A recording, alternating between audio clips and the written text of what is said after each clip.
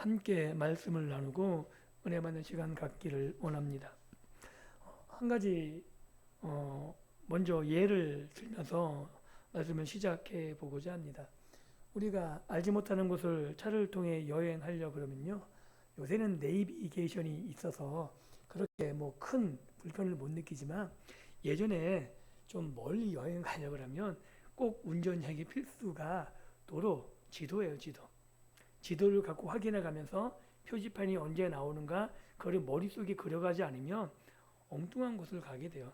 그래서 모든 자동차 운전자는 그 자동차 지도가 나온 도로 지도가, 그 두꺼운 지도가 언제나 차에 비치되어 있었습니다. 그 지도가 없어진 지 얼마 안 됐습니다. 그 옛날을 한번 상상해 보면 좋을 것 같아요. 자동차 여행을 하는데 그 지도를 갖고 가는데 환승되는 지역의 지도가 찢겨져 있다면 어떻게 할까요? 서갖고 이게 어디로 가야 되는지 확인해야 되는 거예요. 그 지도에 빈칸을 채우기까지는 아무리 목적지를 분명히 안다 그래도 갈 수가 없는 거죠. 왜냐하면 환승되는 지역에서 잘못하면 반대 방향으로 갈 수 있거든요. 오늘 우리가 읽은 본문이 마치 이런 지도의 가장 중요한 한복판, 변곡점의 지도가 찢겨져 나간 상황이라고 할 수 있는 거죠. 승천하시는 영광의 주님은 제자들에게 분명히 말씀하셨습니다. 땅끝까지 이르러 내 증인이 되리라.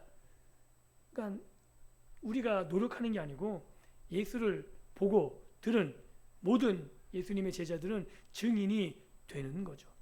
그리고 우주적이고 거대한 하나님 나라의 비전을 그렇게 제자들에게 쥐어 주셨습니다. 그러나 감난산에 그런 주님이 승천하실 때의 영광, 그것이 거치고 현실로 제자들의 손에 들려진 그 비전은 너무나 뼈아픈 거죠. 왜냐하면 예수님께서 12사도를 택하시고 그들을 통해서 하나님 나라의 비전을 허락하셨는데 구멍 하나가 뚫려 있었거든요. 바로 예수님을 은 30에 팔아넘긴 가룟 유다의 빈자리였습니다. 예수님께서 친히 부르셨던 12이라는 숫자는 단순히 산술적인 수치가 아닙니다. 요새 소그룹이 인원이 적어서 12이 좋다. 아니요. 그런 의미가 아니고요. 구약의 12지파를 계승하고요.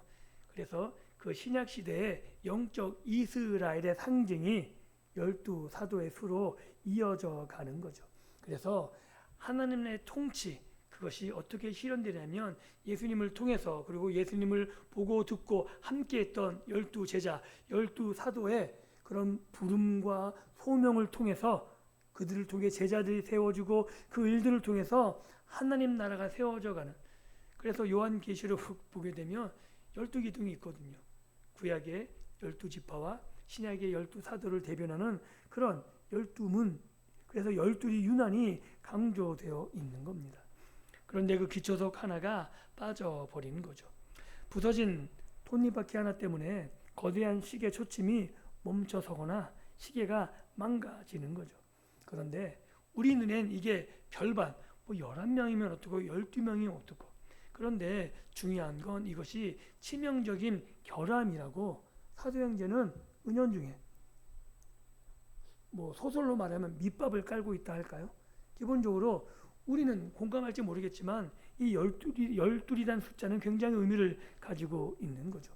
그래서 오늘 본문 12절부터 26절은 예수님의 승천과 성령 강림 사이에 열흘 기간을 다루고 있는데, 어떻게 초대교회가 이 가장 중요한 시기에 할 것도 많은데 그 가운데 가장 중요하게 기록된 내용이 뭐냐면 이 빠진 사도의 한 명을 채우는 것, 이것을 가장 시급한 걸로 다루고 있다는 거죠.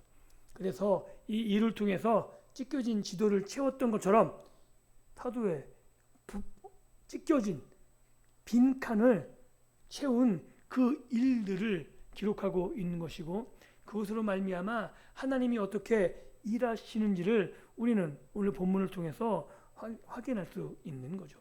즉 제자들은 세상으로 섣불리 뛰어나가기 전 먼저 기도의 무릎을 꿇었고, 그래서 그 기도 가운데에서 자신들의 고난이 어떻게 고난 받는지를 해석했고 하나님의 주권적 선택을 맡기고 있는 거죠. 왜냐하면 분명히 눈에 들어오는 제자들이 있었을 거예요. 야, 우리와 함께 일할 만한, 저 사람이면 능히 사도가 될 만한 그런 일꾼이 눈에 보였을 겁니다. 그럼에도 불구하고 사도들은 그 사람을 투표로 결정하는 것이 아니라 투표로 뽑았음에도 불구하고 마지막 최종의 결정은 기도로 하나님께 맡기는 제비 뽑기, 이것을 통해서 하나님의 주권을 인정하게 되는 거죠. 오늘 이 기도의 밤에 우리의 삶과 공동체의 존재에는 숱한 상실감들이 있을 것이고 또한 우리가 채워야 할 빈칸들이 있을 것입니다. 그런데 그것들이 꼭 우리가 의지와 결단을 가지고 채워야만 하는 것이 아니라 하나님께서 채워 나가셔야 할 부분이 반드시 있다는 거죠.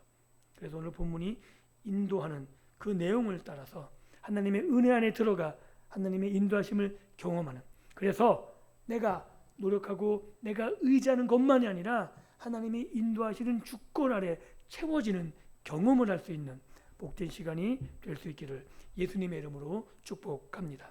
그래서 먼저 우리가 살펴볼 내용은 제자들이 어떻게 순종했냐는 것입니다. 12절에 이렇게 기록합니다. 제자들이 감람원이라는 산으로부터 예루살렘에 돌아오니 이 산은 예루살렘에서 가까워 안식일에 가기 알맞은 길이라. 여기서 누가는 안식일에 가기 알맞은 길이라는 매우 구체적인 지리적, 율법적 거리를 언급합니다. 유대 문헌에 따르면 여기는 한 1.1km 내외의 짧은 거리죠. 제자들은 지금 승천의 경이로움, 영광에 취해서 주저앉아서 그곳에 공동체를 형성하지 않은 거예요. 그렇다고 스승 십자가에 못 박은 권력자들이 살아있는 고향 갈릴리, 예루살렘을 피해서 고향 갈릴리로 도망가지도 않았습니다. 제자들은 부활하신 주님께서 예루살렘을 떠나지 말고 기다리라 라는 약속의 명령에 따라서 두려움 속에서도 예루살렘 한복판으로 걸어가는 거죠. 이 1.1km의 행진, 아마 이 행진, 이 예루살렘에 들어가는 길이야말로 제자들에겐 가장 살떨리는 위협과 두려움의 공포의 길이었을 겁니다. 아마 이 길이 오늘 우리로 따지면 세상의 위협을 뚫고 나아가야 하는 순종의 길이라 할 수 있는 거죠. 원수를 사랑하라고 말하면서 원수에게 가라, 그에게 가서 네가 먼저 용서를 구하라라고 말한다면 어떡하시겠어요? 내가 잘못한 것도 없는데 먼저 가갖고 용서하라, 네가 사랑하라 그러면서 찾아가라 그러면 아마 그 원수에게 가는 그 길이 인생에서 가장 힘들고 어렵고 먼 길이 아닐까요? 아마 제자들에게 이 예루살렘에게 가는 1.1km의 길이 가장 숨막힌 길이었을 겁니다. 그리고 그 길은 순종의 첫 걸음이라고 말할 수 있는 거죠. 그리고 이 제자들이 예루살렘에 가서 도착한 곳은 유다의 다락방입니다. 그래서 13절에 그 모인 곳 11사도의 이름이 낱낱이 호명되죠. 베드로를 시작으로 야고보의 아들 유다에 이르기까지. 이 명단은 누가복음 6장 사도의 명단과 겹치지만 한 명이 빠져 있습니다. 그 이름은 가돈 유다입니다. 이 명단의 호명은 단순한 출석 점검이 아닌 거죠. 십자가 앞에서 뿔뿔이 흩어지고 도망쳤던 비겁한 자들 한 명도 안 남고 다 흩어졌거든요. 부활하신 주님을 만났음에도 각기 자기의 고향으로 돌아갔어요. 왜요? 예수님의 증인으로 그 두려움을 감당할 수 없어서 베드로마저도 야 우리가 이제 고향 가서 물고기나 잡자 이러고 흩어졌거든요. 그런데 이제 부활의 복음 안에서 다시 모여 하나님의 이름으로 결속되었음을, 이 제자들이 다 두려움을 뚫고 순종의 첫걸음으로 모여 있음을 선언하고 있는 회복의 모습이 보여지는 겁니다. 그리고 14절은 이렇게 묘사합니다. 여자들과 예수의 어머니 마리아와 예수의 아우들과 더불어 마음을 같이하여 오로지 기도에 힘쓰더라. 여기서 성도의 교제의 모습이 나오는 거죠. 마음을 같이하여라는 이 의미는 어떤 의미냐면 함께 마음을 모은다라는 그런 의미보다는 이렇게 이해하시면 좋을 것 같습니다. 남성과 여성, 어르신과 젊은이들 다 섞여 있는 거죠. 벽이 허물어져 있는. 그래서 어떤 의미냐면 수많은 악기가 각자의 소리를 내면서도 완벽한 교향곡을 연주해내는 그런 조화의 상태, 이 상태가 마음을 같이 한다는 거예요. 우리 교회가 마음을 같이 한다는 건 함께 모여서 다른 생각이 있고 우리가 뭐 어떤 의미에서 각자의 삶이 다른다 할지라도 그게 조화롭게 어우러진 상태, 서로 주장하지 않고 서로 섬겨가면서 나의 것을 거기에 맞춰가는 모든 악기들이 주의자에 따라서 한 방향을 가지고 아름답게 어우러져서 맞춰서 너무나 듣기 좋은 소리를 내는 것처럼 마음을 같이 한다는 게 그런 의미인 거죠. 다른 사람, 다른 문화, 다른 환경에서 모여 있지만 함께 모여 마음을 같이 하면 그 시너지 때문에 이곳에 오는 사람들이 예수의 사랑을 느끼게 되고 그 사랑 안에서 포용, 그런 느낌을 하나님이 임재하심을 경험하게 되는 상태, 이것이 마음을 같이 한다는 상태입니다. 그래서 이 마가의 다락방에 모인 이 사람들은 그런 마음을 같이 한 상태이기 때문에 세대와 남녀의 모든 성별, 이런 모든 벽들이 허물어졌다는 거죠. 그리고 더 눈에 띄는 것은 예수님이 살아계실 때 예수님을 조롱했던 예수의 동생들, 그 육신의 형제들조차 부활하신 주님을 만난 후 무릎을 꿇고 이 자리에 함께해서 연합하고 있다는 거죠. 이것이 예수님의 부활, 십자가와 부활이 만들어낸 진정한 회개와 화해의 열매라고 말하고 있는 겁니다. 그리고 이것은 누가복음 24장 53절에 말하는 것처럼 늘 성전에서 하나님을 찬송하니라 라고 말하는 이 부분과 연결되어 있는 거죠. 초대교회는 성전에서 드리는 공적 예배와 다락방에서 드리는 친밀한 기도의 교제가 완벽하게 조화와 균형을 이루고 있다는 사실입니다. 그들은 성령을 달라고 떼를 쓴 것이 아닌 거죠. 약속하신 성령이 오실 수 있도록 기도를 통해 자신의 마음의 밭을 갈고 있었다고 할 수 있는 겁니다. 그래서 오늘 우리 교회도 마음을 같이 하는 이런 영성이 필요한 거죠. 내 생각, 내 주장을 내려놓고 하나님의 말씀 앞에서 온 세대가 한 마음으로 결속하고 이 마가의 기도의 다락방, 이것이 우리의 기도로 채워질 때 비로소 성령이 우리 안에서 역사하시기 시작하신다고 말하고 있는 겁니다. 그리고 두 번째로 사도 베드로는 공동체의 가장 깊은 상처인 가룟 유다의 배신과 죽음을 인간적인 감정이 아니라 하나님의 말씀으로 재해석하죠.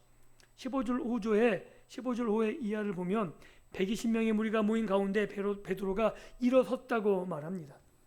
그리고 베드로가 유다가 창자가 터져 죽은 이 사건, 이것이 단지 유다의 감정적인 그런 마음에 복받쳐서 자살 이런 걸로 해석하는 것이 아니라 성경에 이미 기록된 예언의 말씀임을 분명히 하는 거죠. 형제들아, 성령이 다윗의 입을 통하여 유다를 가리켜 미리 하신 말씀, 성경이 응하였으니 마땅하도다.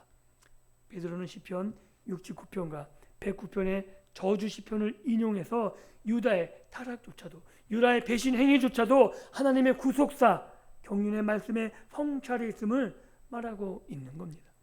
이것을 오해하시면 안 돼요. 야, 그 악당도 하나님이 쓰시는구나. 그럼 하나님이 쓰시니까 그도 하나님의 도구니? 아닙니다. 악당은 악한 일을 하는 거예요.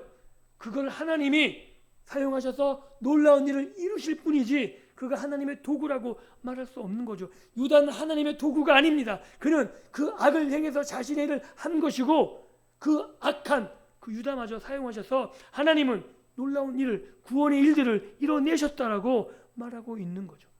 그게 성취된 것, 이것이 사도 베드로가 말하고 있는 부분입니다.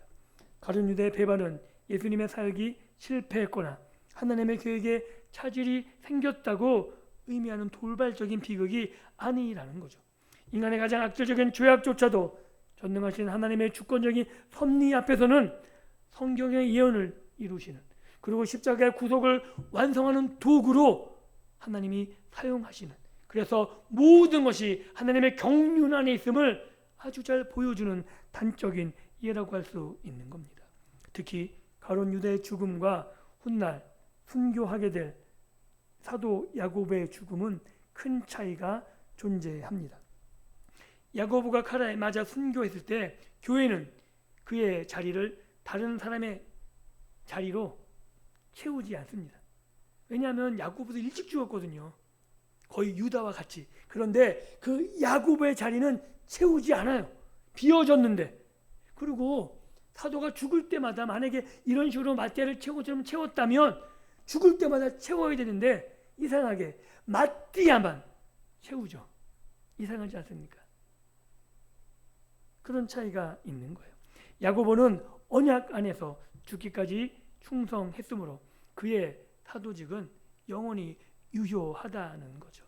그런데 가룟 유다의 경우는 단순한 죽음이 아니라 언약 밖으로 뛰어나간 완전한 변절, 하나님의 관계가 끊어진, 즉 사도의 자리를 본인 스스로 박탈시킨 그런 사건이라고 말하고 있는 겁니다. 그래서 유다의 이탈로 인해 훼손된 12지파의 대표성, 즉 야고보의 죽음은 12지파의 대표성이 훼손되지 않는 거죠. 그것이 유효하다는 거예요. 그래서 그 자리를 대신 채울 이유가 없는 겁니다. 그리고 유다의 대표성이 훼손되었기 때문에 그 거룩한 직분의 자리를 반드시 채워야만 했다고 사도행전은 논증하고 있는 거죠. 누가는 유다가 묻힌 곳이 아겔마다 피밧이라고 분리된 사연을 18절 19절에 삽입해서 아주 생생하게 보여줍니다. 이 잔인한 묘사는 불의 사클을 탐한 그 결말이 얼마나 허망한지를 보여줌과 동시에 하나님의 뜻에 순종하여 모인 거룩한 다락방 그곳과 탐욕으로 파멸한 저주의 피박과 아주 극명하게 대조시키고 있습니다. 그래서 베드로는 고난과 실패 앞에서 사람을 원망하거나 상황에 함몰되지 않고 성경을 펼쳐들고 그 아픔의 자리를 하나님의 말씀으로 재해석해내고 있습니다. 우리의 인생에도 도저히 이해할 수 없는 억울한 일, 뼈아픈 배신, 텅 빈 상실의 공간이 생길 수 있습니다. 그때 우리가 해야 될 일은 분노가 아니라는 거죠. 말씀의 렌즈를 통해 바라보고 기다리는 겁니다. 내 삶의 고통스러운 빈칸조차도 하나님의 거대한 구속사, 구원의 지도 위에서 합력하여 선을 이루시는 하나님의 경륜을 믿을 수 있기를 예수님의 이름으로 축복합니다. 그래서 말씀으로 내 삶을 해석해내는 능력, 이것이 참된 신앙이라는 거죠. 그렇게 말씀으로 우리의 삶을, 우리의 고난을 재해석해내면 분노가 우리의 삶을 함몰시키지 않습니다. 그래서 가룟 유다와 같이 그의 삶을 일방적으로 죄, 죽음의 저주에 내맡기지 않습니다. 가룟 유다보다 베드로가 덜했을까요? 아니요. 그도 배반했잖아요. 그럼에도 불구하고 그는 저주의, 죽음의, 사도의 자리를 그런 저주에 내어 맡기지 않습니다. 이것이 가장 큰 차이라고 말하고 있는 거죠. 다음으로 살펴볼 것은 초대교회가 자신들의 인간적인 지혜가 아니라 하나님의 절대 주권을 신뢰하는 방식으로 교회 무너진 질서를 회복했다는 사실입니다. 그래서 사도 베드로는 유다를 대신할 직분자의 엄격한 자격 요건을 제시하고 있죠. 그래서 22절, 21절 이렇게 기록합니다. 요한의 세례로부터 주님께서 승천하신 날까지 우리와 항상 함께 다니던 사람, 그리고 우리와 더불어 예수께서 부활하심을 증언할 사람, 이것이 사도의 가장 중요한 요건인 거죠. 이 요건은 굉장히 중요합니다. 어떤 학자들은 제자들이 성급하게 마띠아를 뽑았다라고. 왜냐하면 사도 바울이 있거든요. 그래서 원래는 사도 바울이 들어갈 자리인데 괜히 마띠아를 뽑았다라고 말하는 그런 학자들도 있습니다. 그런데 다른 거예요. 사도 바울은 성경에 분명히 말하기를 이방인을 위해 특별히 세워둔 사도였지 예수님의 지상 공생의 전체를 목격한 12사도의 자격 요건에 부합하지 않는 거죠. 분명히 베드로가 말했잖아요. 우리와 함께 다니며 예수의 부활을, 예수님의 그 전체를 다 목격한 증인이 사도의 조건이라고. 그래서 초대교회 사도직은 개인의 경륜, 개인의 스펙, 개인의 카리스마, 영적 능력, 어떤 인지도 이런 거에 달려있는 것이 아닙니다. 오직 예수님의 삶과 죽음 그리고 부활의 역사적 실제를 입증할 수 있는 객관적인 증인, 이것이 사도의 본질이라는 거죠. 그래서 공동체 추천을 통해서 두 명이 뽑힙니다. 요셉, 바사바라는 요셉과 마띠아 두 사람의 최종 후보로 세워집니다.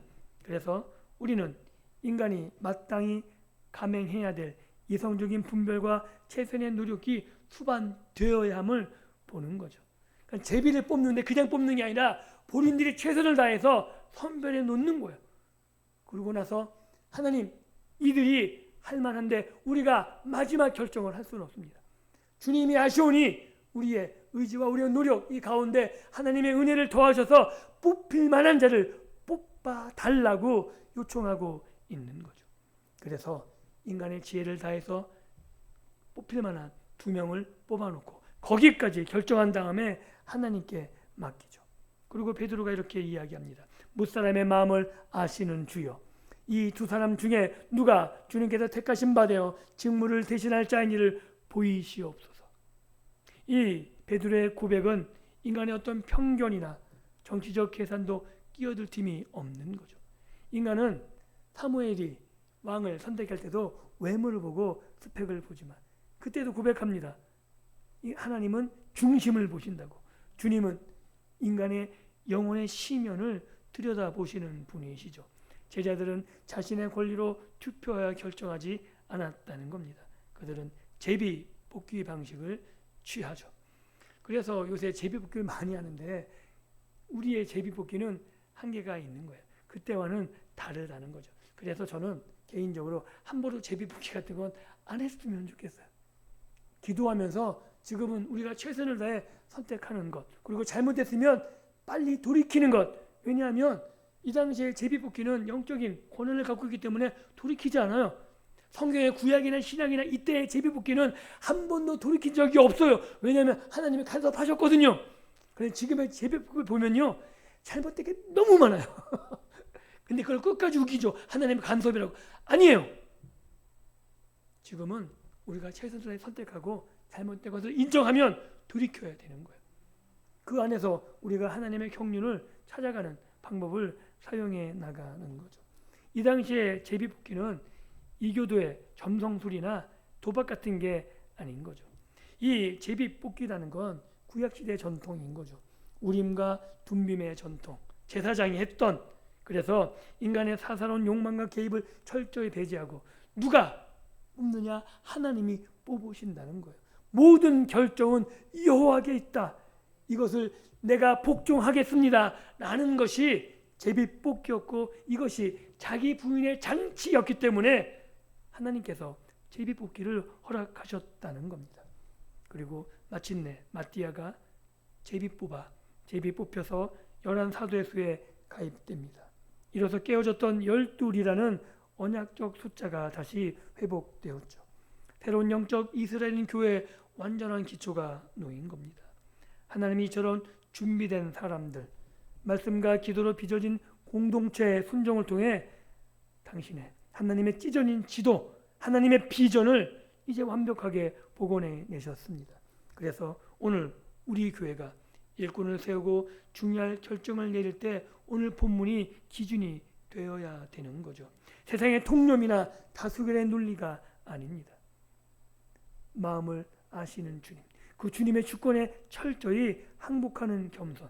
우리가 뽑고 노력하지만 하나님께 기도함으로 맡겨야 되는 거죠.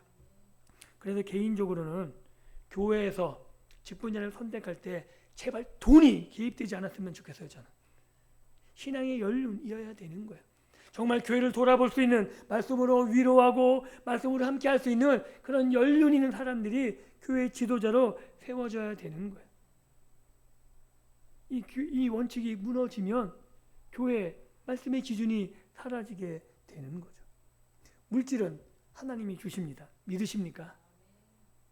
그 직분의 헌신자들이 물질을 감당하는 것, 그게 좋은 전통일 수 있는데 그것이 기준이 아닌 겁니다. 분명히 하나님의 직분자들, 하나님이 교회를 이끌어가는 지도자들을 세우는 모든 기준은 말씀과 기도 외에는 없습니다. 하나님의 교회가 그래서 오늘 본문을 통해서 보듯이 말씀과 기도로 세워지고, 그렇게 세워질 때 그렇게 세워진 일꾼들에 의해서 하나님의 비전이 밝히 보여지고, 그렇게 함께 비전을 향해 나아갈 수 있는 원동력이 생기는 거죠. 우리 성산교회가 모든 직분자들을 세우고 교회들을 결정해 나갈 때 인간의 사사로운 개입이나 어떠한 결정이 아니라 오로지 말씀과 기도 가운데 함께 결정해 나가는 믿음의 공동체가 되기를 예수님 이름으로 축복합니다. 이제 말씀을 맺습니다. 오늘 우리는 사도행전 1장의 마지막 부분을 장식하는 승천과 성령의 강림 사이 그 여러간의 준비를 함께 살펴보았습니다. 본문은 우리를 단순히 2000년 전 제비 뽑기의 역사를 관찰하는 방관자로 두지 않습니다. 이 말씀은 오늘 우리 교회를 마가의 다락방, 이 거룩한 연합 속으로 고난을 꿰뚫어보는 말씀의 세계 속으로 초청하고 있습니다. 하늘로 올라가신 주님과 아직 오시지 않은 성령 사이에 이 공백기에 제자들은 결코 무기력하게 주저앉아 있지 않았습니다. 그들은 기도로 흩어진 마음의 지도를 꿰어매었고, 말씀으로 배신의 상처를 해석했으며, 철저한 자기 부인으로 무너진 교회 질서를 바르게 세웠던 것입니다. 그리고 이 제자들은 하나님의 영광이 임할 수 있는 깨끗하고 완전한 새 부대를 기도로 준비하고 있었습니다. 오늘 우리는 사도행전 28장에 머무는 것이 아니라 말씀과 기도로 사도행전 29장을 써내려가야 하는 수많은 빈칸이 우리 앞에 존재합니다. 우리의 가정에, 우리의 직장에, 우리의 조국 교회 안에 무너진 기초와 상실의 흔적들이 있죠. 없지 않습니다. 그런데 이 빈칸을 세상의 위로나 값싼 프로그램으로 채워서는 안 되는 겁니다. 이 빈칸은 오로지 성령님께서 우리 안에 오셔서 우리의 무질서를 회복해 하시고 우리의 주장이 임하는 것이 아니라 하나님이 주장하시는 능력이 임할 때 가능하다는 사실입니다. 이제 모든 준비는 끝났습니다. 120명 성도는 완벽하게 연합을 이루었고 11명의 사도는 마띠아를 얻어 온전한 12명이 되었습니다. 이제 하늘의 문이 열리고 폭포수 같은 성령의 권능이 쏟아져 내리기 시작할 고요함이 예루살렘을 감싸고 있죠. 오늘 이 밤 이 금요 기도의 자리, 이 기도의 자리가 마가의 다락방이 되기를 원합니다. 내 인생에 찢어진 지도, 내가 메꿔야 될 공백이 있다면 그 공백을 주님 앞에 올려드리기를 원합니다. 우리가 주권자이신 하나님 앞에 겸손히 엎드릴 때 우리를 온전케 하시는 성령의 거센 바람이 우리의 삶과 우리의 삶과 우리의 교회를 새롭게 빚어 주실 것입니다. 그리스도 안에서 회복된 언약 백성답게 부활의 증인이라는 영광스러운 사명을 가슴에 묻고 흔들림 없이 세상 끝까지 예수님의 증인으로 살아갈 수 있는, 그리고 십자가의 복음을 들고 나갈 수 있는 우리들이 될 수 있기를 예수 그리스도 이름으로 축복합니다. 기도합니다.